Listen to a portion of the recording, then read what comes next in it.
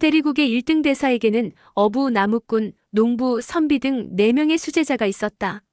무씨 형제의 부친인 무삼통이 바로 그 세 번째 수제자인 농부였다. 무삼통은 이막수와 싸우다 부상을 입은 후 지금까지 자취를 감추어 생사가 알려지지 않은 상태였다. 이번에 영웅대연에 참석하러 온 사람들은 바로 어부인 점창어은과 선비인 주자류였다. 점창어은과 주자류는 여장을 풀어놓고 무씨 형제를 한적한 곳으로 데려가 일양지의 인문무공을 전수해 주었다. 이날은 오전부터 육가장으로 수많은 손님이 몰려들었다. 육가장이 꽤 넓었지만 워낙 사람이 많이 오다 보니 오히려 좁게 느껴졌다. 점심 식사를 마친 후 개방 사람들은 육가장 바깥숲에서 집회를 열었다. 방주 승계식은 개방에서 가장 크고 중요한 행사였다. 뿔뿔이 흩어졌던 수많은 제자가 집회에 참석했고 육가장을 찾은 수많은 영웅도 행사를 참관했다.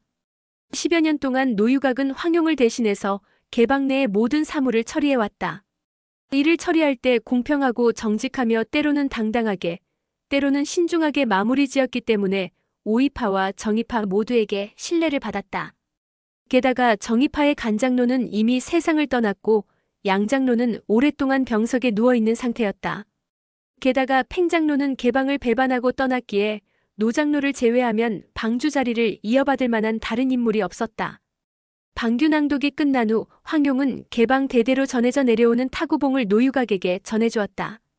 뒤이어 개방의 모든 제자가 노유각에게 침을 뱉는 순서가 이어졌다. 노유각의 머리, 얼굴 할 것 없이 온몸이 개방 제자들의 침으로 범벅이 된 다음에야 모든 순서가 끝났다. 이로써 노유각은 정식으로 개방의 방주가 되었다. 행사를 가만히 지켜보던 양관은 이제 때가 되었다 싶어 막 일어나 홍칠공의 별세 소식을 전하려 했다. 그런데 갑자기 나이 지긋한 거지가 일어나더니 큰 소리로 외쳤다. 홍방주님의 명을 전달하겠소. 노인의 말을 듣고 모두가 환호성을 질렀다. 반년 전 광남동로 소주 시흥군에서 홍방주님을 만나 뵙고 같이 술을 마실 기회가 있었습니다. 최근 몇 년 동안 홍방주님께서는 악행을 일삼는 나쁜 관원을 많이 처치하셨다고 합니다. 또한 천동과 호광 일대에서 천변오추라 불리는 자들이 몽골의 앞잡이 노릇을 하며 온갖 만행을 저지르고 있다는 소식을 듣고 그게 사실이라면 그들을 없애버리겠다 하셨습니다. 그 말에 다른 중년 거지가 일어나서 말을 받았다. 맞습니다. 한때 우리 천동 지역에서 천변오추가 크게 기세를 떨쳤습니다. 그들의 악행이 너무 심해 우리 천동 지역의 개방 형제들이 처단하려 했으나 워낙 신출귀몰에 잡을 수가 없었습니다. 그런데 최근 천변오추가 갑자기 종적을 감춘 채 조용하다 싶었는데 아마도 홍방주님께서 손을 쓰신 모양입니다. 그 말에 모두가 박수를 치며 환호했으나 양과만은 울적한 마음을 감출 수가 없었다. 처음 말을 꺼낸 거지가 다시 말을 받았다. 당시 홍방주님께서 이렇게 당부하셨습니다. 천하가 어지럽고 몽골놈들이 남으로 내려와 우리 대송을 집어삼키려 하니 개방의 제자들이 일심동체가 되어 최선을 다해 적을 무찌르고 나라와 백성을 위해 충성을 바쳐야 한다고 말입니다. 늙은 거지의 말에 모두가 격앙된 목소리로 호응했다. 조정의 정사는 갈수록 문란해지고 간신들이 세를 넓히고 있으니 관이 나라와 백성을 지켜주리라 기대하는 건 불가능한 일입니다. 나라와 백성이 도탄에 빠져 있으니 우리 개방의 제자들은 모두 홍방주님의 뜻에 따라 나라를 위해 헌신해야 할 것이며 충의를 지키라는 홍방주님의 말씀을 깊이 새겨야 할 것입니다. 그 말에 우레와 같은 박수 소리와 함께 고함 소리가 터져나왔다. 양관은 어려서부터 일관된 교육을 받지 못했기 때문에 충의가 갖는 의미와 중요성을 잘 알지 못했다. 그러나 군중의 격앙된 태도와 고함 소리를 듣자 왠지 모를 전율이 느껴지면서 과거 개방 제자들을 함부로 대했던 자신의 태도를 뉘우치게 되었다. 그렇게 개방 집회가 끝나고 밤이 되었다. 육가장에는 오색등이 환하게 밝혀지고 앞뒤에 있는 대청과 사랑채, 정원 등 곳곳에 술자리가 마련되었다.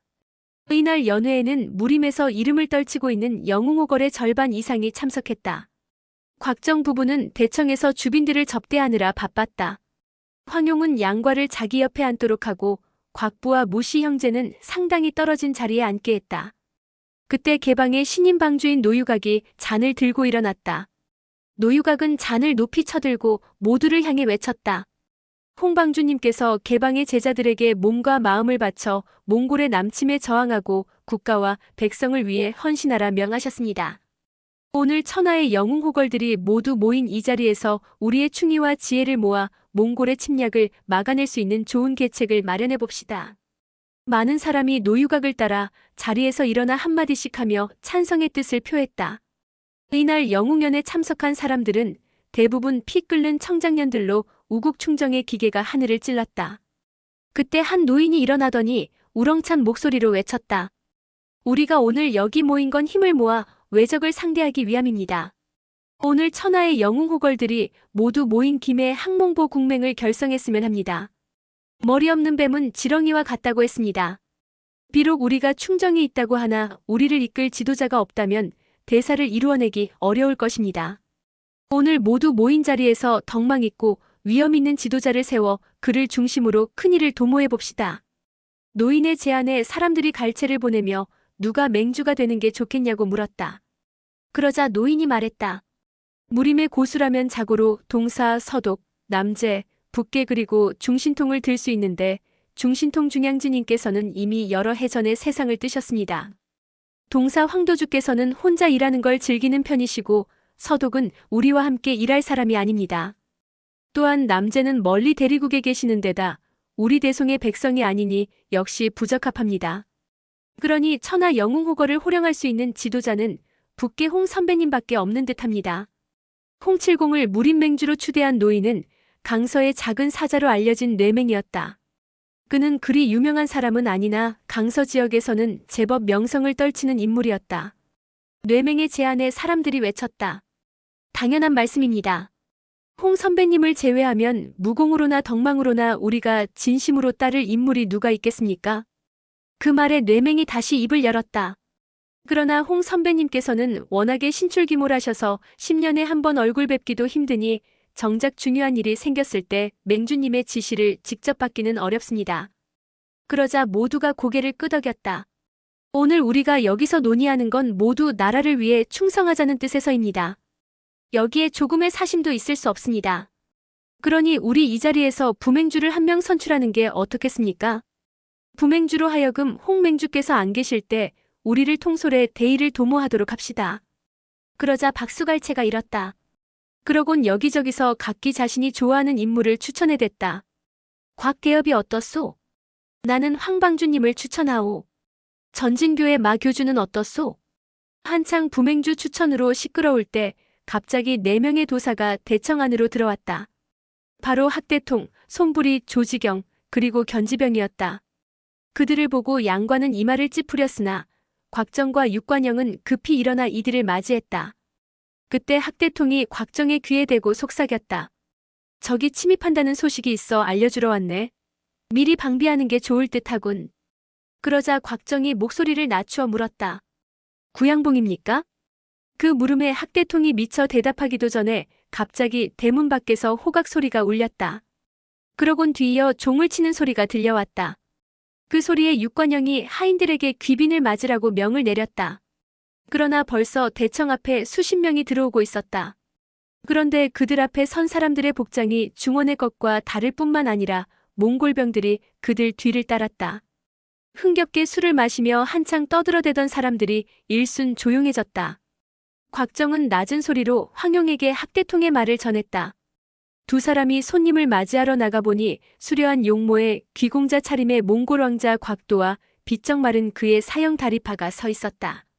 곽정은 종남산 중양궁에서 이미 이들과 겨루어 본 적이 있었다. 둘 다 고수인 건 맞지만 자기보다 못하다는 걸 알고 있기에 두려운 마음은 없었다. 그런데 두 사람 사이에 홍포를 걸친 키가 매우 크고 대나무같이 마른 승려가 서 있었다. 특이하게도 정수리가 깊게 파여 있었다. 곽정과 황용은 서로 의미 있는 눈길을 주고받았다. 전에 황약사에게서 밀교 금강종에 기이한 무공이 전해지는데 그 무공을 수련해 최고 경지에 이르면 정수리가 점점 파인다는 말을 들은 적이 있었다. 승려의 정수리가 꽤 깊게 파인 것으로 보아 그 무공이 얼마나 대단한지 짐작할 수 있었다. 두 사람은 즉시 경계 태세를 취하는 동시에 공손하게 예를 갖추어 인사를 했다. 멀리서 와주셨습니다. 어서 안으로 드시지요. 그러면서 하인을 시켜 따로 자리를 마련하도록 했다. 곽도 왕자는 늙은 승려에게 곽정을 소개했다. 사부님, 중원에서 유명한 영웅 한 분을 소개해 올리겠습니다. 곽도의 말에 곽정은 깜짝 놀랐다. 저자가 몽골 왕자의 사부였군. 승려는 천천히 고개를 끄덕였다. 그는 눈을 뜬 것 같기도 하고 감은 것 같기도 했다. 이분은 몽골 서정우군의 원수를 맡은 적이 있는 곽정이시고 이분은 곽대엽이 부인이시자 개방의 방주이신 황방주이십니다. 승려는 몽골 서정우군의 원수라는 말을 듣자 벼랑간 눈을 크게 뜨고 날카로운 눈빛으로 곽정을 위아래로 한 차례 훑어보더니 다시 눈을 감았다. 그에게는 개방의 방주 따위는 안중에도 없는 듯했다. 이분은 제4존이신 몽골의 성승 금융국사이십니다. 현재 대몽골국의 호국대사십니다. 곽도의 목소리가 워낙 뚜렷하고 분명하게 울려서 자리에 앉은 모든 사람이 다 들을 수 있었다. 그 때문에 사람들은 모두 깜짝 놀라 서로를 마주보았다. 몽골에 대적할 계책을 논하고 있는 자리에 몽골의 호국대사가 오다니. 양관은 더더욱 깜짝 놀랐다. 지난번 화산 정상에서 의부와 홍칠공이 천변 오출을 쫓아보낼 때 그들의 사조인 금융국사에게 중원으로 와서 한번 겨루기를 청한다고 했던 일이 생각났기 때문이다. 곽정은 이들을 어떻게 대해야 할지 알 수 없어 잠시 망설이다가 정중하게 말했다. 먼 곳에서 오셔서 피로하실 터인데 술 한잔 하시지요. 술이 세 순배 돌고 나자 곽도 왕자가 자리에서 일어나 부채를 펴들었다. 우리는 영웅첩을 받지 못했으나 염치불구하고 찾아왔습니다. 불청객이 되어 오늘 영웅대연에 참석한 것은 이곳에 오면 천하의 영웅호걸들을 모두 만날 수 있으리라는 생각에서였습니다. 이런 기회는 쉽게 찾아오는 게 아니겠지요. 그러니 다시 없는 이 기회에 한 분의 무림 맹주를 뽑아 무림을 통솔하게 하는 게 어떻겠습니까? 그러자 작은 사자 뇌맹이 큰 소리로 대답했다. 좋은 말씀입니다. 우리는 이미 개방의 홍방주님을 맹주로 선출했고 이제 막 부맹주를 선출하려던 참입니다. 그래, 추천하고 싶은 분이라도 있으십니까? 그 말에 곽도가 앙천대소했다. 이런 한심할 때가 있나? 홍칠공께서 세상을 뜨신 지가 언젠데 홍칠공을 맹주로 세우다니요? 곽도의 말에 갑자기 좌중이 시끄러워졌다. 너도 나도 한마디씩 했는데 특히 개방 사람들은 분노에 차 떠들어댔다. 홍칠공 방주님이 죽었다니 어디서 그런 망발을 짓거리느냐? 홍방주님은 절대 죽지 않습니다. 그러자 곽도가 냉소를 지으며 개방 제자들에게 말했다. 좋소. 만약 홍칠공이 아직 살아계신다면 이 자리에 모셔와 보시지요. 그 말에 노유각이 타구봉을 높이 쳐들고 말했다. 홍방주께서는 천하를 벗삼아 의를 행하고 다니시기에 우리가 뵙고 싶다고 금방 만날 수 있는 분이 아니십니다. 곽도는 여전히 냉소를 지었다. 좋소. 설사 홍칠공이 아직 살아있어서 이 자리에 계신다 한들 무공으로나 덕망으로나 제 사부이신 금융국사를 능가할 수는 없습니다. 모두 잘 들으시오. 천하의 무림맹주는 여기 계신 우리 금륜대사 말고는 없습니다. 너무나 충격적인 선언에 모두가 할 말을 잃었다. 그리고 곽도의 말을 듣고서야 모두는 저들이 왜 오늘 영웅대연에 참석했는지 그 의도를 알았다. 그들은 영웅대연에서 몽골에 대항할 항몽보 국맹이 만들어질 걸 알고 맹주 자리를 차지하러 온 것이었다. 만약 금융국사가 무력으로 맹주 자리를 쟁취한다고 해도 중원의 영웅호걸들이 그의 명령에 따를 리는 없겠지만 몽골에 대항하는 한인들의 기세는 크게 꺾이게 될 것이 틀림없었다. 자리에 모인 사람들은 약속이나 한 듯 황용을 바라보았다. 사람들은 황용이 총명하고 지략이 뛰어나다는 걸 알고 있기에 그녀라면 좋은 방법이 있을 것이라 생각했다. 황용은 피를 흘리지 않고는 오늘의 상황이 해결되지 않을 것 같았다. 집단으로 싸우면 당연히 이쪽에 승산이 있겠으나 그리 되면 상대방이 승복하지 않을 것이다. 더구나 충의를 내세우며 결성되는 항몽보 국맹의 위신도 크게 떨어질 일이었다. 황용이 나서며 입을 열었다. 오늘 우리가 이미 홍방주님을 맹주로 모셨는데 뜻밖에도 몽골에서 오신 손님들께서 이름조차 들어본 적 없는 금융국사라는 분을 맹주로 삼으라고 억지를 부리니 참으로 난처한 일이 아닐 수 없습니다. 만약 홍방주께서 이곳에 계시면 말할 필요도 없이 두 분이 무공을 겨루어 승패를 가리면 되겠으나 홍방주께서는 악을 일삼는 몽골 사람들이나 몽골의 앞잡이 노릇을 하는 한인간 신배들을 처단하느라 천하를 돌아다니시니 안타깝기 그지없습니다. 당신께서도 나중에 이 일을 아시면 매우 유감스럽게 생각하실 겁니다. 다행히 홍방주의 제자가 여기에 있고 금융국사께서도 제자와 함께 오셨으니 제자들이 사부를 대신해서 승패를 겨루면 어떻겠습니까?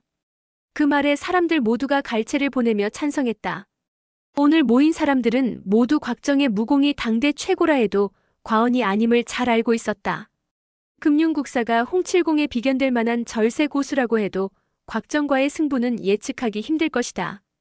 그런데 그의 제자와 곽정이 겨룬다니 패할 리가 없지 않은가. 반면 곽도의 표정은 굳어졌다. 그는 중양궁에서 이미 곽정과 겨뤄본 적이 있기에 그의 무공이 얼마나 대단한지 잘 알고 있었다. 처음에는 전진교 문화의 사람이라 생각했으나 후에 자세히 알아본 바 있어 곽정의 내력에 대해서도 파악하고 있었다. 사형인 다리파가 자기보다 뛰어나기는 하나 그리 큰 차이는 아니었다. 설사 둘이 같이 덤빈다고 해도 곽정의 적수가 될 수는 없었다. 그러나 워낙 황용의 제안이 이치에 맞는지라 거절할 핑계가 없었다. 그렇다고 황용의 제안을 거절하면 그들은 더 이상 무린맹 결성에 간섭하지 못하고 순순히 물러가야 할 판이었다. 곽도는 어찌해야 할지 몰라 잠시 아무 말도 하지 못했다. 그때 금융국사가 입을 열었다. 좋다 곽도. 네가 나가서 홍칠공의 제자를 상대하거라. 그의 목소리는 아주 무겁고 자신감에 차 있었다. 금융국사는 계속 몽골에서만 살았기 때문에 곽도 정도의 무공이면 중원에서 당해낼 자가 거의 없으리라고 확신했다. 그는 북계, 동사, 서독, 남제 같은 무림사대 고수를 제외하면 모두가 별 볼 일 없는 것들이라 생각했다. 사실 금융국사는 자신의 제자들이 곽정에게 진 적이 있다는 사실을 알지 못했다. 곽도는 얼른 목소리를 낮추어 사부님에게 말했다. 사부님, 홍칠공의 제자는 무공이 대단합니다. 제가 나서서 상대할 인물이 아닙니다. 혹여 사부님의 이름에 먹칠을 하게 될까 두렵습니다. 그러자 금융국사의 이맛살이 찌푸려졌다. 그게 무슨 말이냐? 내 제자가 고작 홍칠공의 제자 하나를 못 이긴단 말이냐? 어서 나서지 못할까? 사부의 호통에 곽도는 입장이 매우 난처했다. 그는 차마 이제 와서 전에 곽정과 싸워 패한 적이 있다고 말할 수는 없었다. 곽도는 원래 사부님의 실력이 천하제일이니 사부님만 모시고 오면 쉽게 맹주 자리를 쟁취할 수 있으리라 생각했다. 그런데 뜻밖에도 자신이 곽정과 무공을 겨루게 될 줄은 꿈에도 몰랐다. 이미 결과를 뻔히 아는 곽도로서는 낭패가 아닐 수 없었다. 그때 몽골 관복을 입은 뚱뚱한 남자가 곽도에게 다가가 귀에 대고 속삭였다. 그의 말을 들은 곽도는 금세 안색이 환해지더니 자리에서 일어나 부채를 펴들고 큰 소리로 말했다. 내가 듣자 하니 개방에는 방주에게만 전해지는 타구봉법이라는 절세 무공이 있다고 합니다. 네, 비록 부족하기는 하나 이 부채로 타구봉법을 한번 막아보도록 하겠습니다. 만약 내가 이 부채로 타구봉법을 막을 수 있다면 홍칠공의 무공도 별거 아니라는 뜻 아니겠습니까? 황용은 곽도의 말을 듣고 흠칫했다. 곽정이 비록 홍칠공의 제자이긴 하나 그는 타구봉법을 배우지 못했다. 좀 전 곽도의 말은 곽정이 나서지 못하도록 묶어두는 절묘한 한 수였다. 눈치 빠른 황용은 좀 전에 곽도에게 귓속말을 속삭인 사람이 누군지 다시 한번 자세히 쳐다보았다. 그는 몽골 복장을 하고 길게 수염을 기른 데다 관모를 깊이 눌러쓰고 있어 언뜻 보아서는 누군지 알아보기 힘들었다. 그러나 황용은 이내 그의 정체를 파악했으니 그는 다름 아닌 개방의 팽장로였다. 아마도 개방을 배반하고 나간 후 몽골에 투항한 모양이었다. 곽도의 말대로라면 결국 황용이나 노유각이 나서야 했다. 그러나 노유각은 이제 막 타구봉법을 배워 아직 숙련되지 못했고 황용은 직접 나설 몸 상태가 아니었다. 본래 황용의 실력이라면 곽도는 황용의 상대가 될 수 없었다. 하지만 지금 황용은 임신 중인데다 내상까지 입어 몸이 쇠약해진 상태였다. 곽정은 그런 황용을 곽도와 싸우게 할 수는 없었다. 홍방주께서는 절체절명의 위기가 아니라면 타구봉법을 사용하지 않으셨소. 평소 홍방주께서 사용하신 무공은 항룡 18장이니 나와 겨뤄보면 될 것이오. 그 말에 곽도가 웃으며 대답했다. 우린 종남산 중양궁에서 한 번 본 적이 있지요. 그때 곽대엽은 분명 마옥과 구척이의 제자라 하지 않으셨습니까? 그런데 어찌 오늘은 홍칠공의 제자인 척 하십니까? 곽정이 막 대답하려는데 곽도가 얼른 말을 가로챘다. 물론 한 사람이 여러 스승을 모시는 경우가 흔히 있기는 하지요.